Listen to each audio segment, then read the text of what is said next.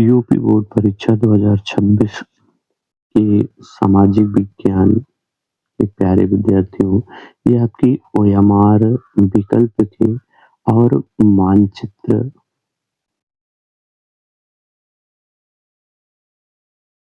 का वीडियो होगा। आपके लिए मिशन 20 फरवरी के जीत की रखी गई ना। आपकी प्रैक्टिस सेट दूसरे में दूसरे में आपकी रखी गई थी इतिहास की, और तीसरे में रखा गया था भूगोल के प्रश्नों को, और इस चौथे प्रैक्टिस सेट में आपके लिए नागरिक शास्त्र और अर्थशास्त्र से प्रश्न होंगे। ना, ये नागरिक शास्त्र और अर्थशास्त्र का इसमें प्रश्न होगा, और साथ-साथ में आपके मानचित्र के प्रश्न भी आपके इसमें रखे जाएँगे। आपका पहला प्रश्न है कि बेल्जियम बेल्जियम किस महाद्वीप में स्थित है? पहला विकल्प है आपका एशिया, दूसरा उत्तरी अमेरिका, तीसरा दक्षिणी अमेरिका और चौथा यूरोप। चारों विकल्पों में से आपको बतानी है कि बेल्जियम किस महाद्वीप में स्थित है। तो बेल्जियम यदि कहा जाए, यहाँ ये लिखा जाए कि बेल्जियम का पड़ोसी बेल्जियम का पड़ोसी देश यदि देश कहा जाए तो बेल्जियम का पड़ोसी फ्रांस है, जर्मनी है और नीदरलैंड है। फ्रांस, जर्मनी और नीदरलैंड ये इसका पड़ोसी है। भारत में यदि कहा जाए कि भारत के किस राज्य किस राज्य की तुलना किस राज्य की तुलना भारत में भारत के किस राज्य की तुलना बेल्जियम से की जाती है? बेल्जियम से की जाती है, तो वह कौन-सा है? तो वह आपका हरियाणा राज्य है। कौन-सा? हरियाणा राज्य है जिसकी तुलना बेल्जियम से की जाती है।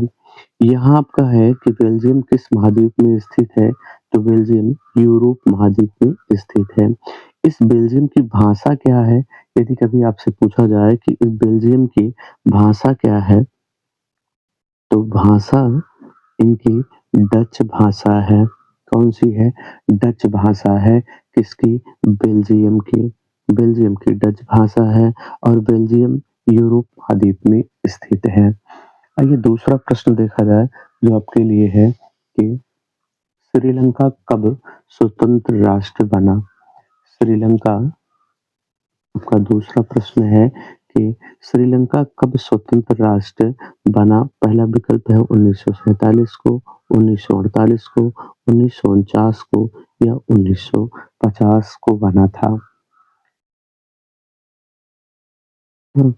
तो श्रीलंका की भाषा यदि कहा जाए कि श्रीलंका की भाषा क्या थी, तो इनकी भाषा सिंहली थी। क्या थी? सिंहली थी। इसी को राज्य भाषा घोषित किया गया था। और यदि कभी इनके श्रीलंका के धर्म की बात कही जाए, तो ये बौद्ध धर्म स्वीकार करते थे। बौद्ध धर्म स्वीकार करते थे। सिंहली के साथ-साथ यदि इनकी दूसरी भाषा भी कही जाए, तो अन्य भाषा में तमिल तमिल भाषा का भी ये प्रयोग करते थे।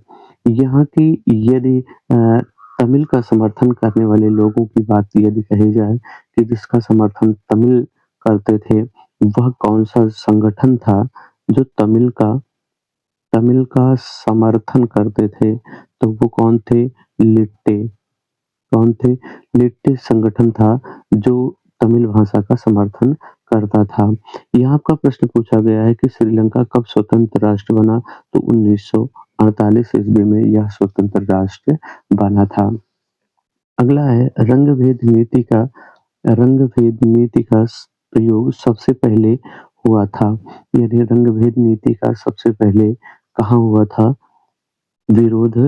ना? तो पहला आपका है दक्षिणी अमेरिका, दूसरा है अमेरिका, पहला है दक्षिणी अफ्रीका, दूसरा है अमेरिका, तीसरा भारत और चौथा जापान। इनमें अब चारों में से आपको बतानी है कि रंग-भेद नीति का प्रयोग सबसे पहले कहाँ हुआ? ना? तो यहाँ यदि कहा जाए तो यहाँ आपका प्रश्न हो जाएगा कि दक्षिण अफ्रीका में सबसे पहले यह प्रयोग किया गया था और यहीं पे महात्मा गांधी के साथ भी भेदभाव हुआ था। किसके साथ? महात्मा महात्मा गांधी के साथ महात्मा गांधी के साथ भी हुआ था। अगर कहा जाए कि अमेरिका में अमेरिका में इस रंग-भेद नीति को समाप्त करने के लिए किसने आवाज़ उठाई थी? ना? अमेरिका में रंग-भेद के विरुद्ध विरुद्ध किसने आवाज़ आवाज़ उठाई थी? तो कौन उठाए थे? मार्टिन मार्टिन लूथर किंग ने मार्टिन लूथर किंग ने इसकी आवाज़ उठाई थी। और दक्षिण अफ्रीका में किसने उठाई थी? तो दक्षिण अफ्रीका में कहा जाए तो मंडेला ने किसने? मंडेला ने दक्षिण अफ्रीका में उठाई थी। अभी हाल ही में जो मास्को में की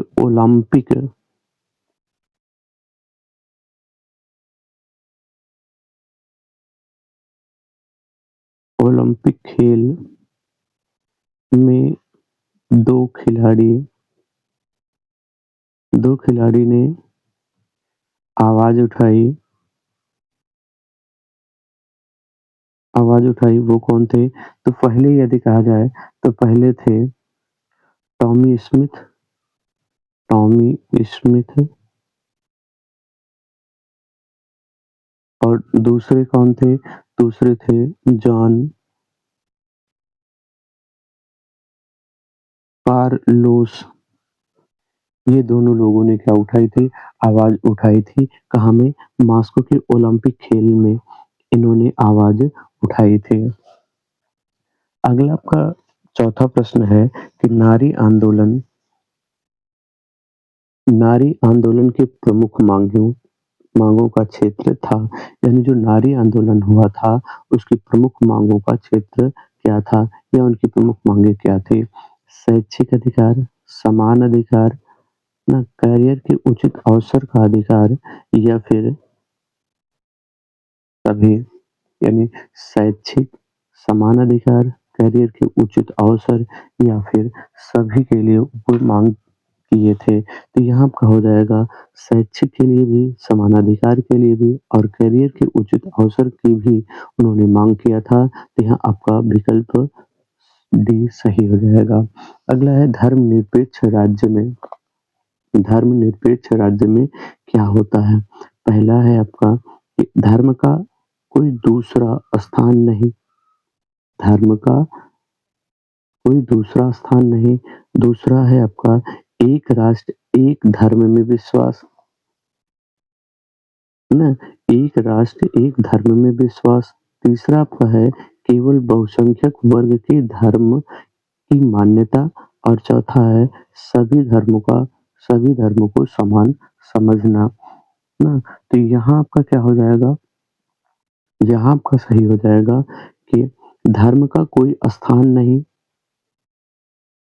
ये भी आपका संशय में है। एक राष्ट्र, एक धर्म में विश्वास तो ये भी आपका नहीं है। केवल बहुसंख्यक वर्ग की मान्यता, तो बहुसंख्यक वर्ग के धर्म की यदि मान्यता होगी तो अल्पसंख्यक वर्ग आपका उसके धर्म की हानि होगी, तो यहाँ आपका सही हो जाएगा सभी धर्मों को समान समझना, आपका डी सही हो जाएगा। इसीलिए भारत ने क्या किया है, भारत में इसीलिए भारत में धर्म निरपेक्षता भारत में धर्मनिरपेक्षता की नीति अपनाई जाती है और गुट निरपेक्षता की नीति अपनाई जाती है। अगला छठा प्रश्न है, समान पारिश्रमिक समान पारिश्रमिक अधिनियम किस वर्ष पारित हुआ? समान समान पारिश्रमिक अधिनियम किस वर्ष पारित हुआ?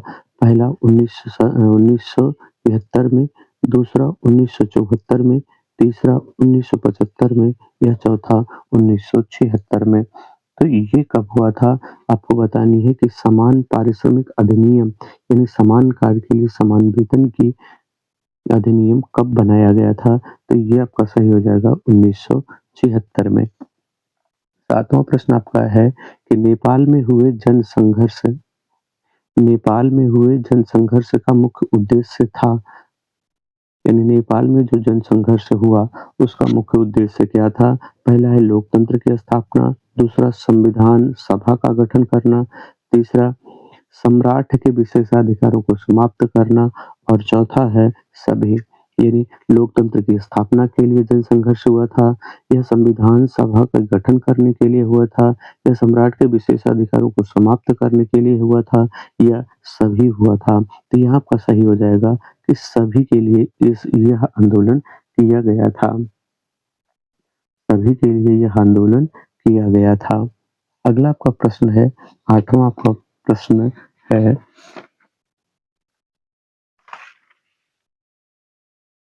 नेपाल में नेपाल में शाही परिवार हत्याकांड किस वर्ष घटित हुआ? यानी नेपाल में शाही परिवार की हत्या किस वर्ष की गई थी?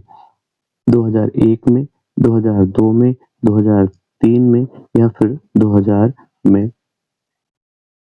2001 में, 2002 में, 2003 में या फिर 2000 में हुआ था ना। तो यहाँ की राजा कौन थे? तो नेपाल में यदि आपसे पूछा जाए कि नेपाल में लोकतंत्र लोकतंत्र की स्थापना कब की गई? तो ये हो जाएगा आपका 2006 ना, 2006 में लोकतंत्र की स्थापना की गई। अच्छा, इस नेपाल का अंतिम अंतिम राजा कौन था? नेपाल का अंतिम राजा कौन था? तो आपका आंसर हो जाएगा ज्ञानेंद्र। कौन थे? ज्ञानेंद्र। इन्हीं ज्ञानेंद्र के परिवार की हत्या की गई थी। तो ज्ञानेंद्र के परिवार की हत्या कब की गई थी? यही प्रश्न आपसे पूछा गया है। तो यहाँ आपका सही हो जाएगा 2001 में। अगला प्रश्न आपका है, राष्ट्रीय राजनीतिक दलों में पहली पार्टी कौन थी? राष्ट्रीय राजनीतिक दलों में पहली पार्टी कौन थी? बहुजन समाज पार्टी, बीएसपी या समाजवादी पार्टी, बीएसपी, और तीसरा है भारतीय जनता पार्टी, बीजेपी, या फिर चौथी आपकी है भारतीय राष्ट्रीय कांग्रेस।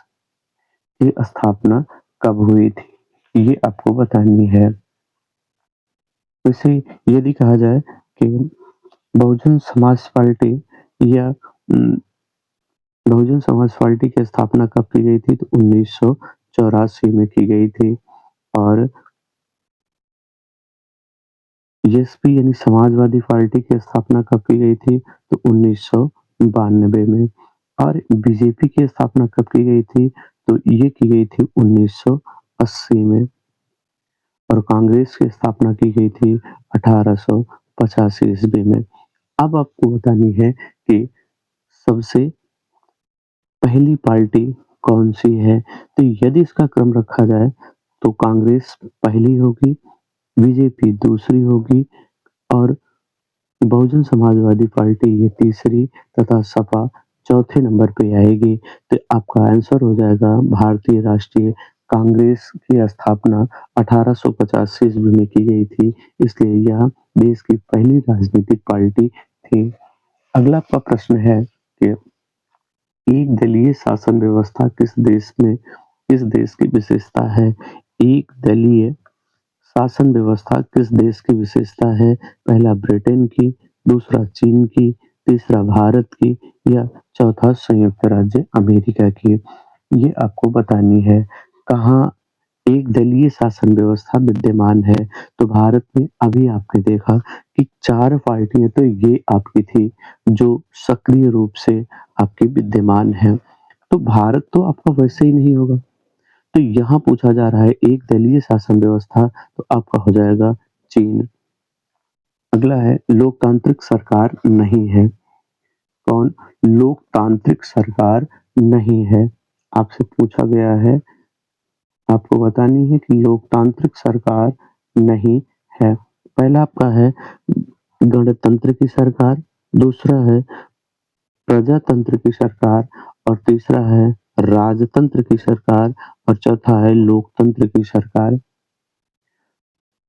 आपसे पूछा गया है कि लोकतांत्रिक सरकार नहीं है, नहीं के बारे में आपसे पूछा गया है कि लोकतांत्रिक सरकार नहीं है। गणतंत्र की सरकार, प्रजातंत्र की सरकार, राजतंत्र की सरकार या लोकतंत्र की सरकार। तो यहाँ आपका सही हो जाएगा राजतंत्र की सरकार, क्योंकि यहाँ राजतंत्र में राजा राजा शासक के रूप में होता है और लोकतंत्र में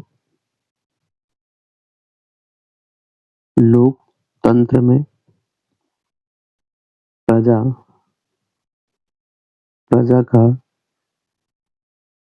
शासन होता है। इसी लोकतंत्र को ही गणतंत्र या फिर प्रजातंत्र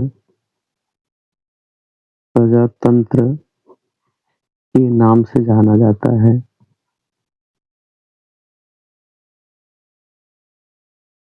के नाम से जाना जाता है। आइए अगला प्रश्न बढ़ावा देखा जाए आपके लिए कि विश्व विश्व विकास रिपोर्ट कौन तैयार करता है? विश्व विकास रिपोर्ट कौन तैयार करता है? विश्व मुद्रा मतलब मुद्रा बैंक, दूसरा सहकारी बैंक, तीसरा विश्व बैंक, चौथा एशिया बैंक। तो आपको इन चारों में से बतानी है कि विश्व विकास रिपोर्ट कौन प्रकाशित करता है ना? तो इस 12वें प्रश्न का आंसर आपका हो जाएगा कौन? विश्व बैंक। कौन तैयार करता है? विश्व बैंक। तो ये तो विश्व विकास रिपोर्ट है। यदि आपसे कभी पूछा गया कि मानव विकास रिपोर्ट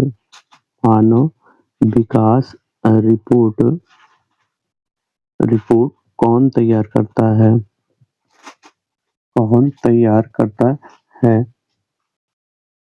कौन तैयार करता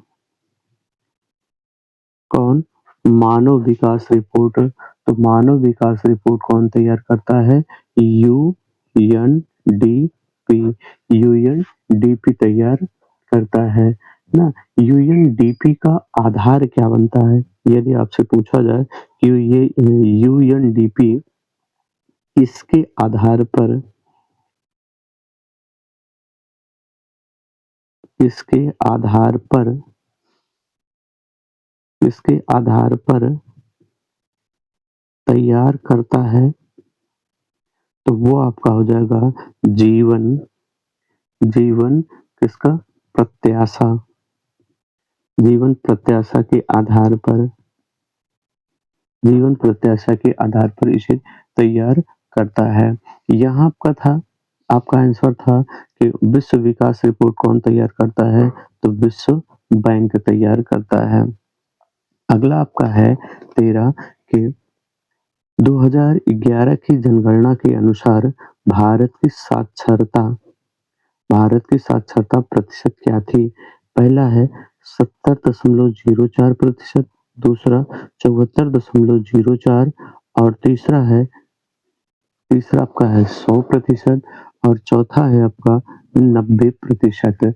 यानी 2011 की जनगणना के अनुसार भारत की साक्षरता प्रतिशत कितनी थी? तो आपका आंसर हो जाएगा 74.004% आपका हो जाएगा। यदि आपसे कभी पूछा गया जाए कि सर्वाधिक सर्वाधिक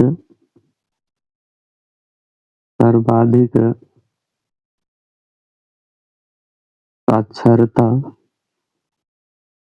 किस राज्य की है? आपको लिखना चाहिए केरल।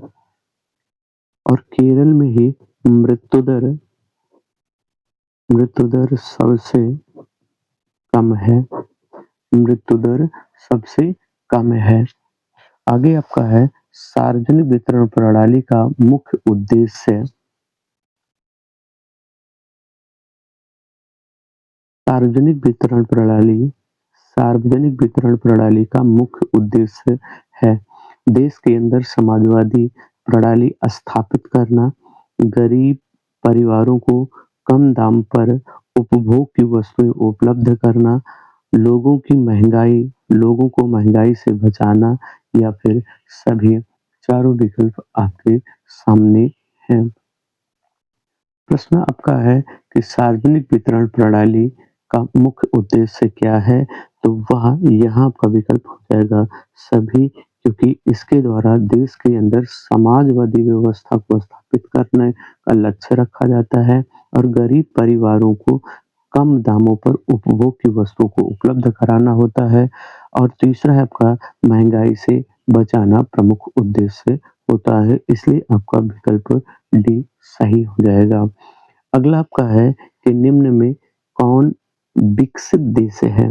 निम्न में कौन विकसित देश है? पहला विकल्प है आपका है भारत, दूसरा श्रीलंका, तीसरा जापान और चौथा बांग्लादेश। इनमें आपको बतानी है। तो विकसित और विकासशील विकसित और विकासशील 2 प्रकार के आपके देश होते हैं। देश कितने प्रकार के हैं? तो विकसित देश भी हैं और विकासशील भी देश भी हैं। विकसित का मतलब है जो विकास कर चुके हैं और विकासशील का तात्पर्य है विकास कर रहे हैं। तो यहाँ आपका पूछा जा रहा है विकसित देश है, तो विकसित देश की श्रेणी में कौन आएगा? जो अपना विकास कर चुका है, तो वो है आपका जापान। भारत, श्रीलंका और बांग्लादेश ये अपना अभी विकास कर रहे हैं। आइए 16वां प्रश्न देखा जाए जो आपके लिए है। यह 16वां प्रश्न क्या आपके लिए होगा? आपका 16वां प्रश्न है कि नरेगा कब तैयार किया गया था? नरेगा कब तैयार किया गया था? 2005 में, 2006 में, 2007 में या फिर 2008 में? कब नरेगा तैयार किया गया था? ये आपको बतानी है।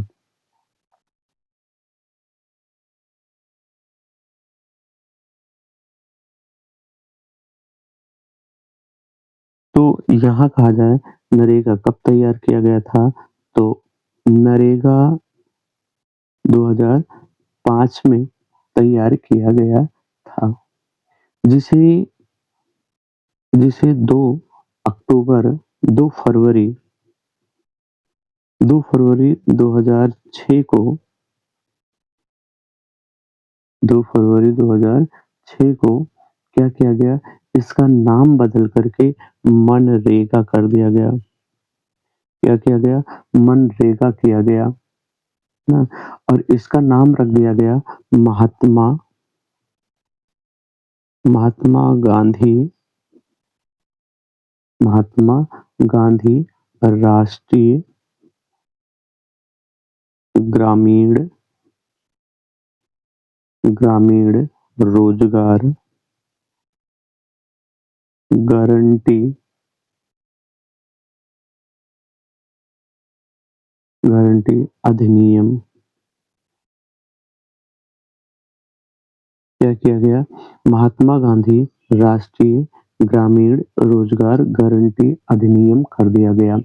इसे 625 625 जिले में एक साथ लागू किया गया था।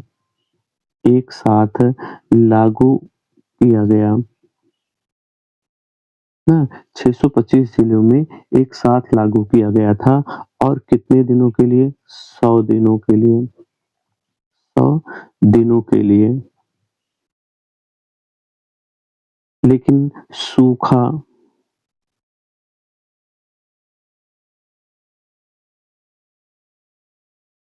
सूखा प्रभावित क्षेत्रों के लिए क्या किया गया? सूखा प्रभावित क्षेत्रों के लिए इसे 150 दिन किया गया। यही आपसे इसी में आप भ्रमित होते हैं कि कितने दिनों के लिए था, तो यह 100 दिनों के लिए था। कितने दिनों के? 100 दिनों के लिए। लेकिन सूखा प्रभावित क्षेत्रों में क्या किया गया? इसे 150 कर दिया गया, यानी 150 दिनों के लिए दिया गया। रोजगार की यह क्या करता है? रोजगार रोजगार की गारंटी देता है। रोजगार की गारंटी देता है। अगला है 17, भारत का केंद्रीय बैंक है। भारत का केंद्रीय बैंक कौन सा है? पहला है स्टेट बैंक ऑफ इंडिया, दूसरा है भारतीय रिजर्व बैंक, तीसरा है आपके इंडियन बैंक और चौथा है इलाहाबाद बैंक।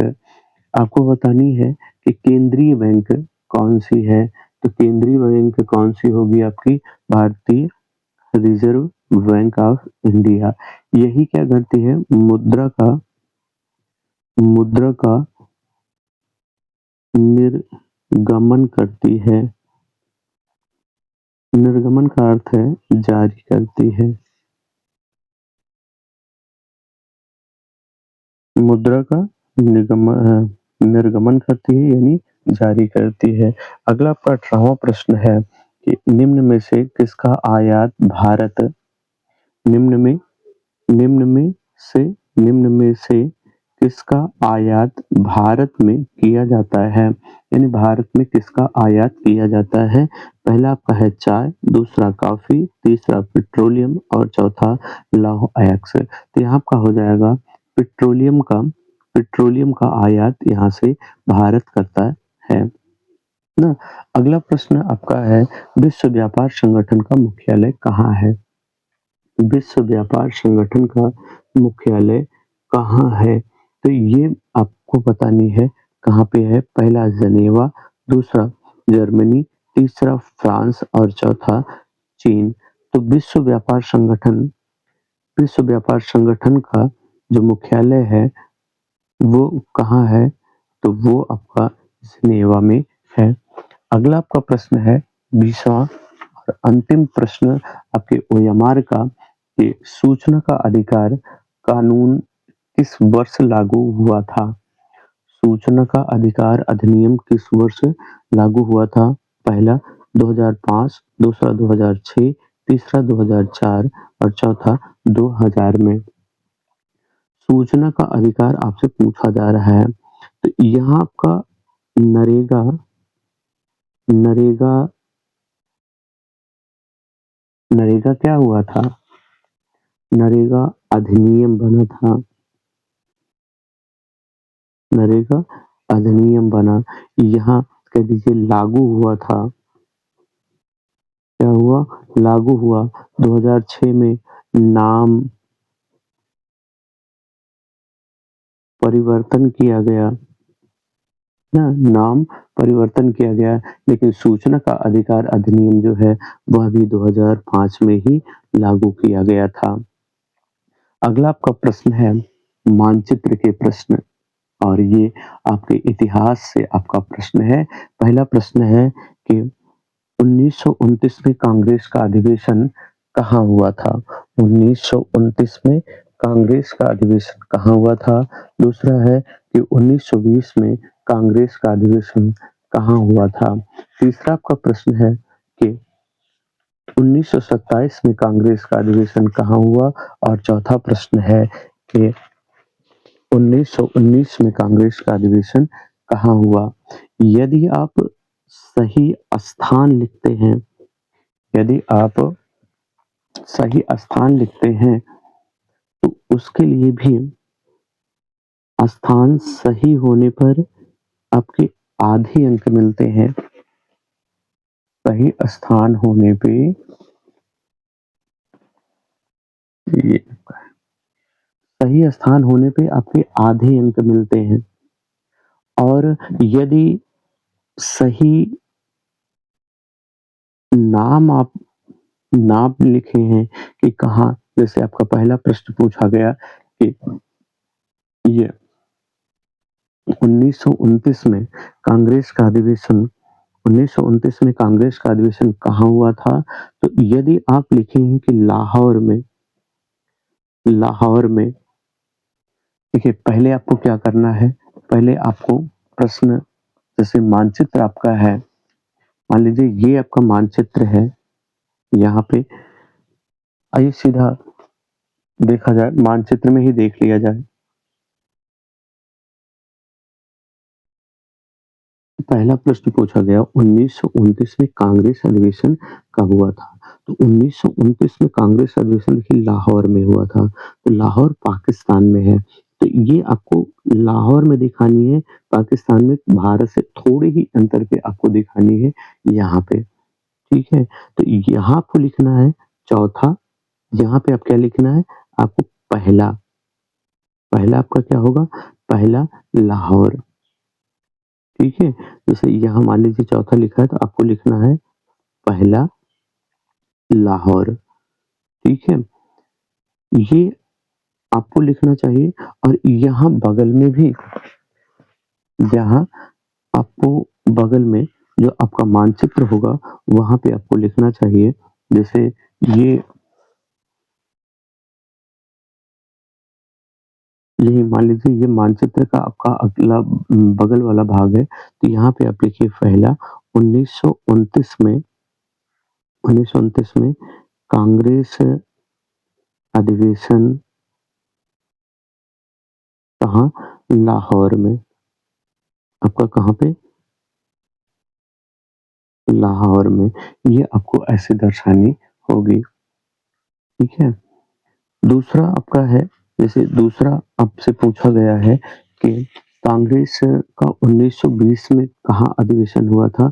तो आपको नंबर 2 डालनी है और लिखना है 1920 में कांग्रेस कांग्रेस अधिवेशन, है ना? कांग्रेस अधिवेशन ये ये लिखने के बाद आपको यही लिख देना है कि 1920 में देखिए कांग्रेस अधिवेशन कहाँ हुआ था? तो नागपुर और कलकत्ता। तो यहाँ आपको लिखना है कि नागपुर जो आप दर्शाए हैं, नागपुर यदि दर्शाए हैं तब तो नागपुर आपको दिखानी है और यदि आप कलकत्ता दिखाए हैं, तो आपको कलकत्ता दर्शानी है कि ये आप दर्शाए हैं। दोनों में जो भी आप 1920 के लिए दर्शाए हों, अपने मानचित्र में इस प्रकार भी आपको लिखना चाहिए, है ना? तो ये आपका भारतीय वाला था कि 1929 में कहाँ हुआ, 1920 में कहाँ हुआ, तो नागपुर ये दिखाइए या फिर आप कलकत्ता दिखा दीजिए। 1927 में कांग्रेस अधिवेशन कहाँ हुआ? तो 1927 में हुआ था मद्रास और मद्रास आपका कहाँ है? तो मद्रास आपका ये है ना? फिर 1919 में कहाँ हुआ था? तो 1919 में कांग्रेस अधिवेशन आपका अमृतसर में हुआ था, तो ये आपको दिखानी है ना? फिर दिखानी है गांधी ने सत्याग्रह आंदोलन कहाँ से प्रारंभ किया था? तो गुजरात से, यहाँ आपको दिखानी है ना? फिर आपको दिखाना है चौरा-चौरी कांड कहाँ हुआ था? तो चौरा-चौरी कांड गोरखपुर उत्तर प्रदेश में हुआ था, ये आपका है, यहाँ आपको दिखानी है।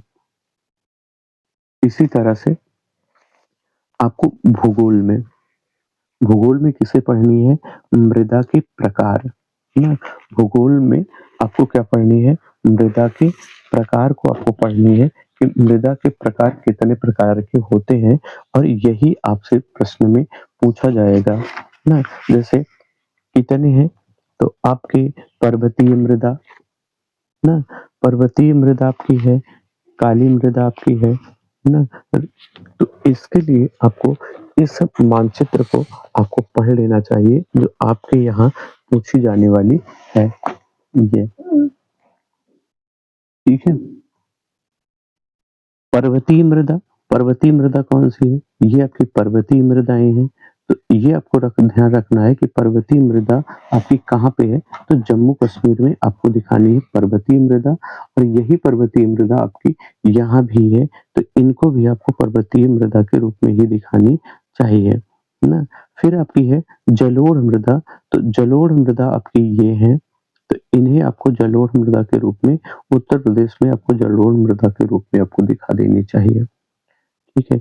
काली मृदा आपकी ये है, तो काली मृदा के रूप में आपको इनको दिखाना चाहिए कि ये काली मृदा आपकी है ना?